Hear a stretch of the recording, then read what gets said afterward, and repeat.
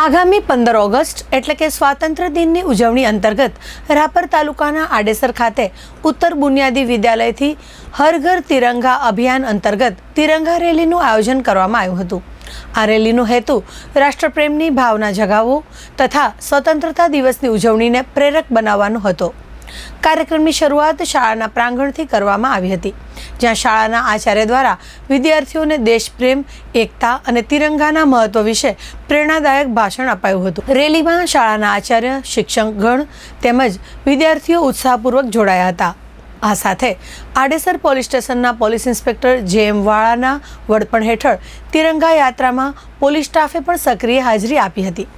Police દળે rally દરમિયાન વ્યવસ્થા જાળવી રાખી અને વિદ્યાર્થીઓને દેશભક્તિનો સંદેશ આપ્યો હતો।